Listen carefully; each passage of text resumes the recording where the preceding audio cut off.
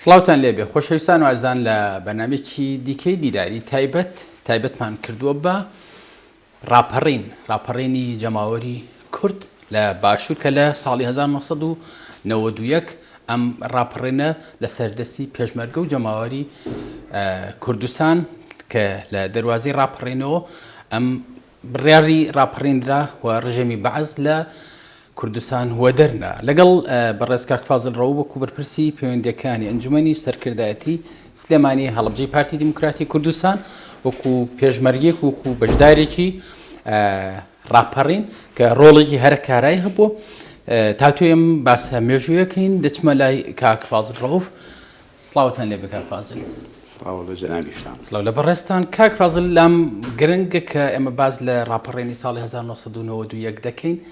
دقیق ئێمە ناکرێت یەکسەر بڕێنە ناو باسی ڕاپەڕێنی ساڵی 1991 پێش ڕاپەڕین ڕۆڵی پێشمەرگە ڕۆڵی ڕێخستنەکانی پێشمەرگە لە دروستکردنی ڕاپەڕین کە ناوی زۆر جارە برێ بە ڕاپەڕینی جەماوەری ڕۆڵی ڕێخستنەکانی ئێوە چۆن بوو و چۆن سەرکردایەتی بەتابەتی پارتی دیموکراتی کوردستان و پێشمەرگە ینی چی بوو ڕاپەڕینەکە لە چ بنەمایەکەوە ینی سەری هەڵدا. سەرتا بەخێر بێن. زۆر سپاس. پیرۆزبایی لەو ڕۆژە پیرۆزە لە گەلی کورد بەگشتی و لە سەرویانەوە جەنابی سەرۆک بارزانی سەرۆکی نەتەوەی کورد و هەموو تاکێکی کورد لە هەر شوێنێکە بێ کە ئەم ڕۆژە ڕۆژێکی پیرۆز و گەورەیە لە مێژووی گەلەکەمانە. هەڵبەتە ڕاپەڕین وەرچەرخانێکی مێژووی گەورە بوو لە بزارتی کوردایەتیە چونکە نەتیجە و بەرهەمی خەباتی تێکۆشانی گەلی کورد بوو هەر لە سەرەتای شۆڕشەکانەوە بە تاوێتی شۆڕشەیلول تاکو و کۆتایی و هاتینە سەر ڕاپەڕین. ڕاپەڕین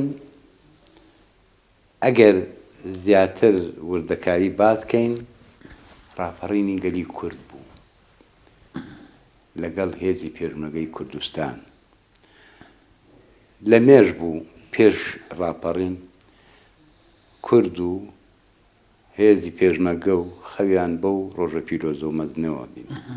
بەڵام هەندێک هۆکار پێشی خست کە ئێمە گەشتین بە ڕاپەڕین و گەشتینە ئەو ڕۆژە مەزنە. ئەویش هۆکارەکان ئەبێ بگەڕێنەوە بۆ شەڕی ئێران و عێراق، بۆ شەڕی کوێت بە تایبەتی کە زەمینە خۆشکەر بوو بۆ ئەوەی ئێمە بتوانین سەیتەرە بکەین. ڕاستە ئێمە وەکو پارتی دیموکراتی کوردستان پێگەی خۆمان هەبوو لە دوای نسکۆ و لە دوای شۆڕشی ئەیلول شۆڕشی گوڵانمان بەرپا کرد لەسەر دەستی سەرۆکی ڕۆحینەتەوەی کورد بارزانی نەمرد و دوای لەسەر دەستی کاگی دریسی ڕەحمەتی و جەنابی سەرۆک مەسعود بارزانی. ئێمە وەکو شۆڕش وەکو پارتی ڕێخستنەکانمان بەهێز بوو، ڕێخستنەکانمان لە جەماوەرەکان و دۆست و دڵسۆزان پێگات و هێزی پێشمەرگەشمان لە ئامادە باشی و کاریگەری و هێزێکی تۆکمە دروست بوو لە شۆڕشی گوڵانە هەڵبەت. بەڵام کە ئەڵێم شەڕەکانی ئێران و عێراق هەردووکیان هێزی یەکتریان ماندوو کردبوو و هەتا بەرەو نەمانی ڕۆشت. هەر ئەوەش بوو لە نەتیجەی 10 ساڵ شەڕی ماڵوێرانکاری ئەم دوو وڵاتە هاتنە سەرەوەی بە زۆر بە ئاسانی کۆتاییانیان ڕێکەوت. یعنی لە شلبوونی یەک لە نەکسەی یەکتری نەکسەی با بڵێن هێزی عەسکەریان تەدمیرکردنی مەوادی با بڵێن اقتصادی هەردوو وڵات شل و کورد بوون و هاتنە سەر ڕێکەوت. بەڵام ئێمە فرسەتمان زۆر بینی وەکو حرەکەی کوردی کاڵم حرەکەی کوردی نەک پارتی هەموو لایەنەکان گەشت. ئیسفادەمان لەمە کرد، زیاتر هاتنە ناو عمقی وڵاتەوە، زیاتر تەنزیمان بەهێزتر بوو، زیاتر توانیمان مەقەڕاتمان بینی ناو جەرگەی وڵاتەوە، زیاتر توانیمان لە بارەگا و مۆڵگەوینی ڕژێم بین. ئەمانە زیاتر ئێمەی بەهێز کرد، زیاتر وەرەی جەماوەری بەرز کردەوە. هاتە سەر ئەوەی کە ملهوڕی و غروری سەدام لەسەر ئەو هەموو ماڵکاو لێ و تەدمیری هەموو ئەسلحەیەکی گەورەی و هێزەکەی پەلاماری کوێتیە ئەو پەلامارانە ئەوەنەی کە خەڵکی هیلاک خراپی کرد جێشەکەی هیلاک بوو ماندوو بوو لە یادمە ئێمە لەو هێرشەی سەر کوێت و ئەو پەلامارانی سەر کوێت بڕوا بکەن جوندی لە بەسرەوە گەشتۆتەوە لامان بە چەکی خۆیەوە بۆ ناو هێزی پێشمەرگە یعنی ئەمە پەرتەوازەی هێزی عراقی نەبێ لەو کاتەیە چۆن جوندیەک لە بەسرەوە گاتەوە ناو ئێمە بە سیلاحی خۆیەوە یعنی وا بوو ئەمە وای لێ کرد تەمەمە و کاتە بەری کوردستانی هەبوو بەرەی کوردستانی ئەو کاتە تۆکمە بوو شەڕی ناوخۆمان نەما بوو ئەمەی کوێت کە دروست بوو بەرەی کوردستانی کۆ کردەوە ئەویش بە هیمەتی جەنابی سەرۆک بارزانی کاک فازن پرسیارم لەوە کرد لەوەی کە پێش ئەوەی کە ڕاپەڕێنە جەماوەری کرد ڕووبات جەنابی سەرۆک ینی لەوەی کە ئەو پاشاگردانی لە عراق ڕوویا بە تایبەتی لە هەڵپە و لە پلامارەکانی ڕژێمی بەعەس یاخود سەدام لەوەی کە جەنابی سەرۆک گوتاری پێشکەشەکە بە جەماوەری کوردستانەڵە لەو لێوە قەوماوانیانی پێشوازی کەن بچن بەهانەیان ینی ئەو ڕۆحیە میشە تەسامح و بەهانەوە چوونەی بەسەر ڕای ئەوەی کە لەو تاریخا ینی لەو مێژوە زۆر نزیکە ئەنفال ڕوویاوە کیمیاباران ڕوویاوە بەڵام لە هەمان کاتە هەر جەنابی سەرۆک دوو پاتیەوە کاتەوە کە پێشوازی بە دڵێکی فراوانەوە ینی ئامێز واڵاکەن بۆ لێ قەوماوی عراقی بەڵێ ئەمە لەوە هات وەکو عەرزم کردن بەرەی کوردستانی کەوتە خۆی کۆبنەوەی گەورە ڕوویە جەنابی سەرۆک بارزانی لە ڕاژانەوە مەکتەبی سیاسی و بانگەشەی لایەنەکانی بەرەی کوردستانی کرد ئەو وەختە جەنابی مام جەلال مەرحوم لە دەرەوەی وڵات بوو بەرەی کوردستانی بە فرسەتی زانی کە جەنابی کاک مەسعود هەڵبژێرێت وەکو سەرۆکی بەرەی کوردستانی کە ئەمە ڕوویە زیاتر کۆبنەوەکانیان دەستی پێکرد یەکەم هەنگاو بەیان ئەوە بوو دوو بەیانی دەکرد دوو داواکاری کرد یەکێ بۆ ئێران یەکێ بۆ گەلی کوردستان ئەوەی ئێران داوای لە حکوومەتی ئێرانی کرد کە دەرگای مەرزەکانمان بۆ واڵاکەن چونکە مەرزەکان داخرابوو بۆیشەوە بۆی موادی غەزایی بێتە کوردستانەوە بە تایبەتی و بۆ عێراق بگشتی بەڵام بە تایبەتی بۆ کوردستان ئەمە دەرگایەکی باش بووە ئێران بەگوێی کردین و زۆر زۆر چاک بوو دەرگاکان کراوە بۆ هێنانی موادی غەزایی بۆ کوردستان بەیانێکی کەژەوە بوو کە داوای لە شعبی لە گەلی کوردستان کرد کە دەرگاکانتان بکەنەوە بۆ ئەو ئاوارانەی عەرەبی کە لە خوارو لە ناوەڕاستەیەن بەرەو کوردستان بالفعل دەرگاکانش کرایەوە و پێشوازی لەو خەڵکانە کرا کە ئاوارە بوون میلەتی کورد و خاکی کوردان دایمە شوێنی ئاوارە و دەربەدەرەکان بوو وەکو ئێستاش کە بینیمان لەم شەڕانەی دواییە ئەو کاتە ژوا بوو زمانی بەسم لە خۆ ئامادەکردنی لە ڕووی دەرونیەوە کاک فازن یعنی ئەو خۆ ئامادەکردنەوە بوو کرد لە کتێبەکەی بەڕێزشتان ئاراماژە و پیاوە لەوەی کە لە ناوەڕاستی مانگی دوانزەی ساڵینەوە جەنابی سەرۆک کە بڕیاری بۆ چەند ڕۆژ و چەند کۆبوونیەک بچێتە سەرکردایەتی کە ئەو کاتە جەنابی سەرۆک لە ڕاست ئەو دوو بڕیارە مهم بوو یەکە ئەوەی بۆ ئێران بوو کەوتم و ئەوەی بۆ عێراقیش کەوتم کە عێراقڵی نەک بۆ عێراق بۆ گەلی کوردستان کە دەرگاکراوە بن بۆ ئەو ئاوارانەی عێراق ئەمە وردە وردە کۆبنەوەکانی بەری کوردستانی دەستی پێکرد خۆ ئامادەکردن سازکرا یعنی دیراسی ئەوە کرا کە هێزی عێراقی ئەو هێزە زەبەلاحە لە شەڕی ئێران و عێراق و لە شەڕی کوێتیش ئەنجا هەڕەشەی وڵاتانی هاوپەیمان بە تایبەتی ئەمریکا و بەریتانیا و ئەڵمانیا و ئەمانە ئەمەش ئەوەنەی کە جێیشی عێراقی ماویست کردبوو چونکە هەڕەشەی لێکرا لەسەر پەلامارانی کوێت و ئەوە بوو پاش ماوەیەکی کەم پەلاماری کوێتی ژرایەوە ئەمە جێیشی عێراقی شەق و شەڕ کرد بۆیە بەرەی کوردستانی بەرنامەی خۆی دانا بەرنامەی خۆی دانا هەچ حیزب بوو لایەنێک لای خۆیەوە بە پێی سنووری مەنتیقەی خۆی بتوانێت ئاگاداری خوارەوەی خۆی بکات بۆ تەنزیمەکانی بۆ جەماوەرەکە کە ئامادە باشێک بکەن بۆ ئەوەی ئێمە بتوانین بینە خوارەوە بە هاوشانی جەماوەری کوردستان ڕاپەڕینێک دروستکەین هەچەند لەوە پێش ڕاپەڕینی گەورە لە چەند شوێنێک لە سلێمانی بە تایبەتی لە منطقەیڕانیە لە منطقەی تر ڕاپەڕی نەکرا دەتوێ بڵێ پەلاماری ئەم لا ینی ئەکرا بەرامبەر ڕژێم ئەکرا بەڵام ئەوە بوو یەکێ لەو نزیکانە ئەزەدووری مەخەول کرا بۆ هەموو ئۆردوگاکان و بە تایبەتی سلێمانی و کەرکووک و هەڵەبجە و زۆر ئۆردوگاکان هەڕەشەی کرد وتی ئەگەر بێت و لە حەج منطقەیەک ڕاپەڕین دروست بێ ئێمەکو بە دەردی هەڵەبجەی و هەڵەبجەی لێەکەین بۆیە بەرەی کوردستانی قیادەی بەرەی کوردستان وەقفەیەکی کرد لەمە وەستا ئێمە وەکو سڵەمینەوە ترسالەوەی کە یعنی بە ئامادەکاری کە بتوانین بەرنامەیەکە داڕژین بۆ ڕاپەڕین ئەوە بوو ئاخر هینی بەرەی کوردستانی ئەوە بووکو باسم کرد هەموو لایەنە لە ئاستی خۆیەوە بەرنامەیەکی خۆی سازکە بۆ ئەوەی بتوانین جەماوەی ئامادە بکەین لەمەیە جەنابی سەرۆک پێی باش بوو سەردانێکی قاسمە ڕەشی کرد جەنابی مامجلال لێرە نەبوو لە دەروی وڵات بوو کاک نەوشیروانیان کردبوو بە جێگری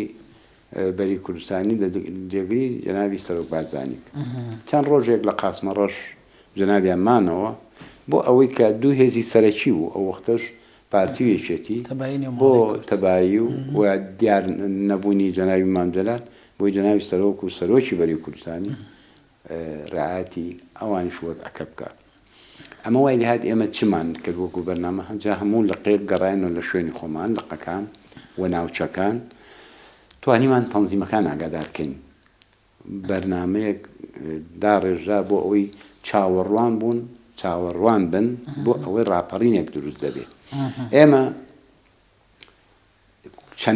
چەند جۆرێک نامەکانمان هێنا نامەی جەنابی سەرۆک بەرزانی بەجیا نامەی جەنابی کاک نێچوان بەجیا نامەی مەکتەبی سیاسی بەجیا ئەنجا نامەی لقەکان ئەنجا خۆشمان ئەم نامەیە مەفرەزانمان دروست کرد نامەی بە پێی ئەو شەخسیەتەی ئەو کەسانە ئەم نامانە بۆ ئێمە چەکدارانی ڕژێم مستەشارەکان زۆری عایدمان بوون ئەم نامانە تەوجیهیان کرا بە پێویستی ئەو شخصیەتە ئایا نامەی جەنابی سەرۆک بڕوە جەنابی کاک نێچوان بڕوە ئێمە بڕۆین وەکو لە بەهەرحاڵ ئێمە مەفرەزەمان تەشکیل کرد خۆمان من خۆم بەندە مەفرەزەیە لەو مەفرەزانە بووم کە نامەم گیانەتۆ ناو شار و لە چەند قۆڵێکەوە نامەمانەگەیان بە مستەشارەکان بە تەنزیمەکان بە دۆستەکان ئەم نامانە تەوجیه بوو جا وەکو ئێمە کردمان لایەنەکانی کەش ئەمەیان کرد بەڵام هەر یەکەی بەتوانە و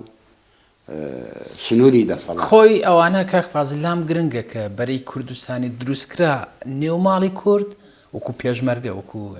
هێز و لایەنە سیاسەکان پێش ئەوە ینی پێش ڕاپەڕینەکە بەهێز بووین بە تایبەتی هەنگاوەکانی ئەوەی کە ینی گرنگترە کە ڕەحمەتی ئیدریس بارزانی یان ئەمە هەنگاوانی تەبایی نێوماڵی کوردینە و دوجار تەواوکەری ئەمە کۆکرایەوە و درایە دەست جەنابی سەرۆک وەکو سەرۆکی بەرەی کوردستانی کاگری لە کۆنگرەی نۆ کە دوای نسکۆ و دوای وفاتی بارزانی ڕەحمەتی کۆنگرەی نۆ جەنابی سەرۆک مەسعود بارزانی هەڵبژێرا لە کۆنگرا بە سەرۆک جەنابی کاگدریس یەکێک بوو لەوانەی کە هەموو زۆری شەکانی پرۆتە سەرشانی خۆی یەکێک پەیوەندیەکان بوو علاقات بوو علاقاتی بەقووەت بوو کاک ئیدریسی ڕەحمەتی علاقاتی دەرەوە علاقاتی ناوە علاقاتی هەتا ناو کۆمەڵ قسەکە لەوەیە زیاتر بۆ تەبایی نێوماڵی کورد و ئاشتەوایی کابرایکی من چەندجا بە خزمەتی گەشتم کابرایکی زۆر کۆمەڵایەتی بوو کابرای علاقاتی بەقووەت بوو سەرکردەیەکی بەتوانا بوو سەرکردەیەکی دیپلۆماسی بوو سەرکردەیەکی ئازا بوو سەرکردەیەکی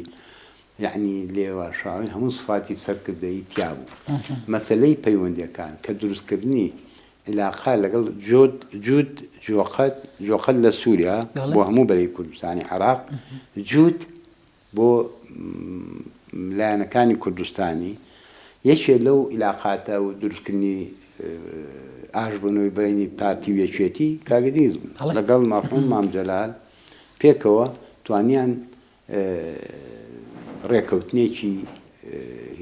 لە تاران لەگەڵ خۆیانان لە تاران و بە ئاوبەشی ئێرانەکانیش توانرا ڕێکوردێکی گەورە پارتیکی ئەمە پێش وەزعەکە بوو ئەمە هاتەوە بوو ئەمە بۆیە لەگەڵ وروژانی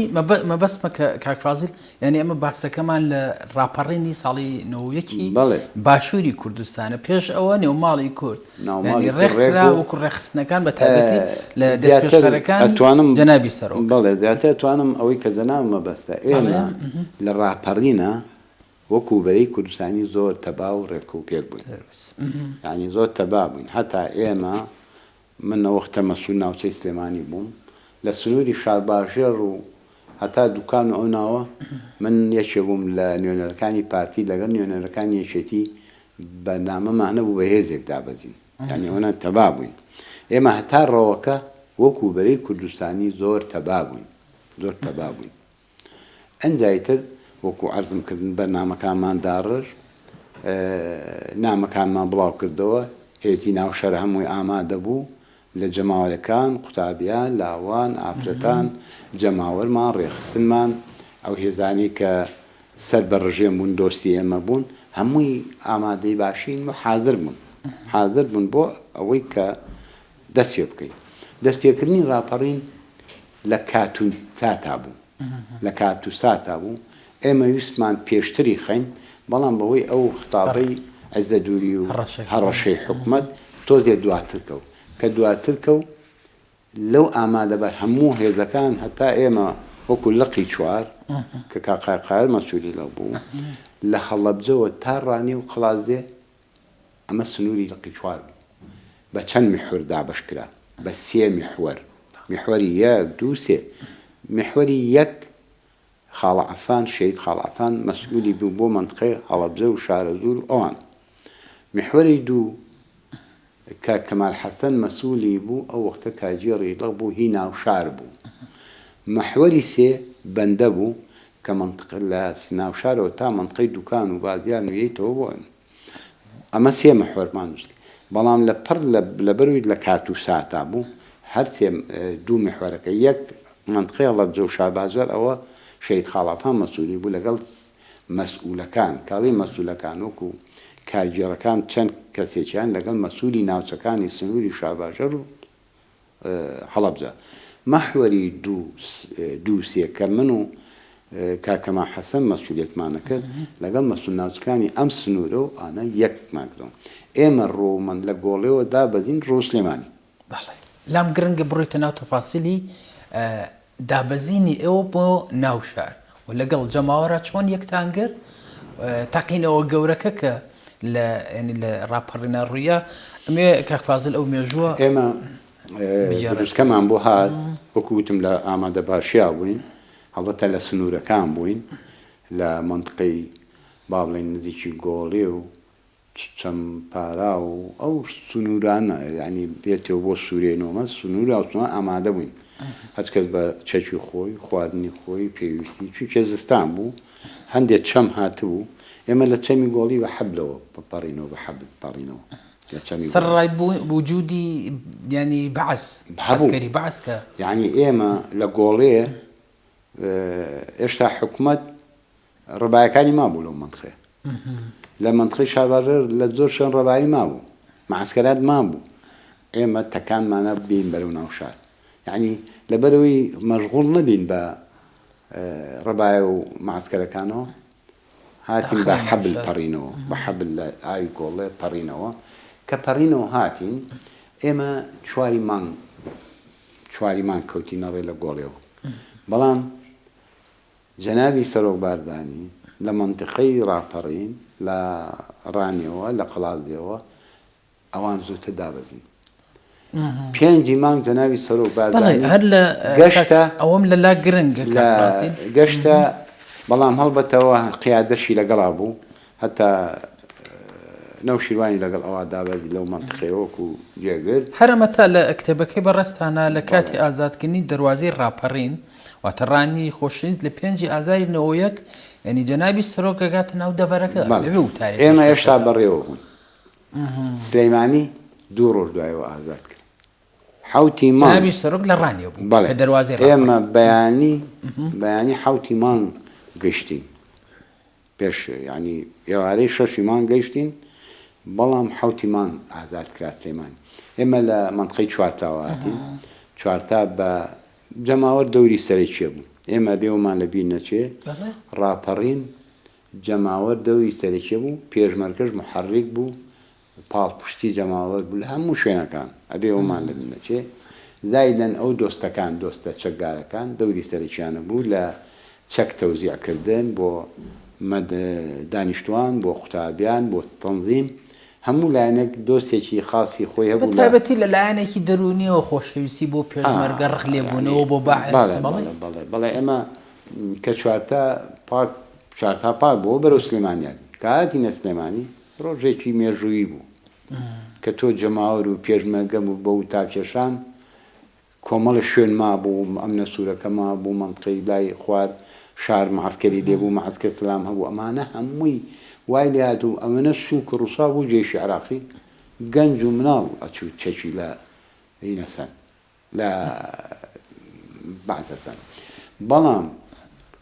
بازیان لەو لای سلێمانیەوە بوو بازیان 6 مان ئازاد بازیان 6 مان بازیان ئازاد کاک فازی باز لە وتارەکەی جەنابی سەرۆک کە لە ڕاپەڕین ینی لە ڕووی حەماسیەوە کاردانەوەیەکی دەرونی چۆنیە بوو بۆ خودی جەماوەری باشووری کوردستان و بە تایبەتیتر بۆ دابەزینە ناوەوەی شار دابەزین ناوەوەی شاری لەلایەن پێشمەرگەوە گرنگی وتاری جەنابی سەرۆک و گەشتنی جەنابی سەرۆک بۆ هەولێر بۆ ڕانێ عەفوو گرنگەکە لەوە یەکەم ڕۆژ و یەکەم کەس بوو گەشتە چونکە 5 مان بوو شوێنەکانی کە مەسەلە 5 مان پێش هەموو شار و شارەکان جەنابی سەرۆک گەشتە ناو ڕاپەڕین سەرۆکی بەرەی کوردستانی سەرۆکی پارتی دموکراتی کوردستان سەرۆک مەسعود بەردانی کاوە ڕۆژێکی مێژووی بوو گەشتە ناو شاری ڕانیە بەر هەر بەو ناو خۆشەویستیە و ناونرا دەواازەی ڕاپەڕین چونکە یەکەم شارۆچکە بوو کە ئازاد بوو بۆ سەرۆکی گەیشتاوێ تەمان وتاری جەنابی سەرۆک لەوێ بۆ یەکەم بۆ تەشجیعکردن و با بڵین بۆ ئەو شوێنانەی کە ئێشتا ماوە ڕۆژی 5 مانگەی بۆ ئەوانەی کە ماون ڕاپەڕن و هجوومکەنە سەردام و دەستگاکانی ژن بۆی نەمێنن ئەمە ئەنجێگرتن لەم وتارە لەم وتاری جەنابی سەرۆک لە ڕانێ و 5 مان شوێنەکانی کە لە هەموو قەزا و ناحیەکان و شارۆچکەکان شارەکان لە دهۆکەوە تاکو سلێمانی و تاکو خانەقین و تاکو کەکو لە هەموو شوێنەکە ڕاپەڕین ئەمە هاندانێک بوو بۆ جەماوەری کوردستان جەنابی سەرۆک ئەنجا جەنابی سەرۆک کە دوای ڕاپەڕین بەرەو کۆیە چوو کۆیە وتارێکی گەورەی جەنابی سەرۆک کە ئیمڕۆ ئەو کاتە جەنابی سەرۆک لە ڕاپەڕینە لە وتاری کۆیە باسی ئەوەی کرد کە ئێمە پێویستمان بە دام و دەستگایەکی بەهێزە و پێویستمان بە هەڵبژاردن و انتخاباتە بۆ پەرلەمانی کوردستان ئەوە زۆر گرنگ بوو لەو کاتەیە جەنابی سەرۆک بیر لەوە کات و ئێشتا کوردستان ئازاد نەبوو بوو کە داوای کرا بێ ئێمە بتوانین دام و دەستگای خۆمان بەهێزکەین بە هەڵبژاردنی پەرلەمان بکەین حکومەت دروستکەین ئەوەشە ئێمە ئێستا زەرورە هەموو کوردێک ئیشارەت بە وتاری کۆیە بات بۆ جەنابی سەرۆک ئێمە هاتینە ناو شار وەکو بەرەی کوردستانی ئەوم لا گرنگە کە بە تایبەتی ئێوەکو ڕێخستنەکان و بە تایبەتتر ڕێخستنەکان و پێشمەرەکان لەقی چوار ئێمە ڕێخستن دەوری سەرکیە بوو هەتا ڕێخستنەوە نەموهیم بوو من خۆم مەسوولی ناوچەی سلێمانی بووم کە هاتمە ناو شارەوە لەگەڵ تەوەن لەگەڵ کاقای قارۆوانە هاتین و سەرپەرشتی کۆمەڵە شوێنگیرا بوو خەڵک وتاف و هەرا و بەزم و ڕۆژێک خۆش بوو هەندێک پێشمەگەمان نرد بۆ ئەو شوێنانی مابوو هاوکاری جەماوەر و لایەنەکانیشی تیا بوو بەڵام جەماوەر کە ئەم نەسوورەکە هێشتا کۆتایی ناتبوو ببێ ماسکە سەدام هێشتا کۆتایی ناتبوو هەندێک ڕەوایی خوار شارەوە مامە بەڵام معجیب بووم بەوە ڕێخستنەکانمان شوێنیان بۆ دابین کردوین هەر ناوچیان بۆ دروست کردبووین تەرتیبی شوێنیان بۆ کردن دەکوێ لە شوێنی دایرەکانی ڕژێم من وەکو ناوچەی سلێمانی لە شوێنی با بڵین سەرەوە شوێنی تەلایع و شت بوو خانوێکی گەورە بوو هی منەظەمات بوو خێرا هەروەیان کورسیان بۆ دانا بچین دانیشین ئەمە تەنزیم ڕێک خستە بوو تەنزیم دەوری سەرێکی زۆر بوو و تەنزیمیش بوو هانەری جەماوەر بوو و تەنزیمیش بوو لە بینی چەکدارەکان ڕێم بۆ تەوزیعی چەک و جەماوەر تەنزیم پێش ئێمە تەنزیمێکی دروست کردبوو تەنزیمێکی دروست کردبوو ئیتر ئێمە گەشتینەوەی کە توانرا وردە وردە ئیتر لە سلێمانی شار بە شار شارچکە بە شارچکە ئازاد دەکرا مەسەلا بازیان ئازاد بوو سلێمانی ئازاد بوو ڕانیا ئازاد بوو هاتە دوکان ئازاد دوکان ئازاد بەرەو چەمچەما ئیتر لە ئەم عەمەلیە لە دووهۆکەواتە خوارەوە بەرەو هەولێر لە هەولێرەوە بۆ دەشتی هەولێر بۆ خوارەوە وردە وردە هەمومان لە ئێوارەی 20 ئازارە لە ئاگری نەورۆزە هەمووان گەشتنەوە کەرکووک یعنی نەورۆزی نەوەویەک ئاگری نەورۆز لەگەڵ ئاگری کەرکووکا کرایە کاک فازل وەکو دواپرسیار لە کتێبی ینی کە یادداشتەکانی بەڕێستانە یادداشتێکی مێژوویە کە گرنگە تۆماری مێژوویی هەبێت لە کەسانی وەکو بەڕێستانەوە و یان ئێمە دوجار لە دواپرسیاریشما هەرەوەیە کە تەجروبەی ئێستا دوای زیاتر لە 30 ساڵ هەرێمی کوردستان لایەنە کوردستانەکە ینی بەو تەجروبەی پێشوو چەندێک نێوماڵی کورد تەبابێت ینی ئەنجامیەوەی ئەگەر ڕژێمێکی سەدکوردکەری فاشی وەکو بەعسیش هەبێت کورد ئەتوانێت ینی ئەو لەم پەڕانە ئەو ئارێشانە ئەو نانە ڕاپەڕێنێت وەکو چۆن لە ڕاپەڕێنینەوەیەک لەسەر دەستی جەماوەر و ڕێخستنەکان و پێشمەرگە ئەوە ڕوویە وڵا خۆی بەداخەوە ئێمە کە سیرەکەین وەکو پێشمەرگایەتی وەکو شاخ سەیکەین لە شاخ بێئیمکانیەتی بوو بەڵام زۆر بەقووتر بووین زۆر تەباتر بووین زۆر بیرمان لە یەکگرتن باشترە کردەوە یعنی ئاسانتر بوو ژیان بۆمان بەو وەزعەی کە دایمە مەعرەزون بۆ نەمان بۆ شەید بوون بە ئیمکانەتی کەمەوە بە نەبوونیەوە بە ئیمکانەتی کەمەوە بە ئەسلحەی نامتەتەوەرەوە کەچی بەهێزتر بووین و یەکگرتوو بووین و باشتر ڕژێممانە ترسان باشتر لێمانە ترس یعنی ئێستا لە ڕاپەڕینەوە تا ئێستا ئەبوایە زۆر گۆڕانکاری بکرایە ئەبوایە زۆر پێشکەوتنتر بووایە ڕاستە پێشکەوتوو بووین لە ڕوویەوەی بووین بە خاوەنی پەرلەمانی خۆمان بووین بە خاوەنی حکومەتی خۆمان بووین بە خاوەنی هێزێکی بەقووەتی خۆمان یعنی مکەملینەوە بەڵام ناتەبایی و نابۆچوونی و تۆ مەسام باسی بەرەی کوردستانەکەم بەرەی کوردستانەوە تەبا بووین هاتوین بێ چەک و بێ ئیمکانێت و بێهین هاتووی هەموو یەکگرتوو تەبا بووین کەچی ئێستا خاوەنی ئیمکانێتین خاوەنی سیاسەتێکی با بڵین دیبلۆماسیەت و علاقاتێکی گشتی و وڵاتان بێ ڕسمیەتی حکوومەت ئێستا ئەترافمان پێ کرێ و فەرشی سوورد بۆ قیادەمان داخرێ و خەڵک کێلێ میوانێتە وڵاتەوە پرۆتۆکۆلی وەکو حکوومەتێکی ڕسمیە و کەچی لەگەڵەوەشە کەم و کوڕەکان زۆرە ئەو کەم و کوڕێنش بە لەوەوە من سەیرەکەم کە سەیرەکەی زۆر بەداخەوە ڕۆشنبیران ئەوەی کە تازاتوێتە ناو سیاسەتەوە ئەوەی کە لە ڕاپەڕین و پێش ڕاپەڕین نەبووە نەوجودێتی بووە نە هەستی هەبووە نە برسی بووە نە شەهیدیاوە نە بریندایە ئێستا تۆ ئەو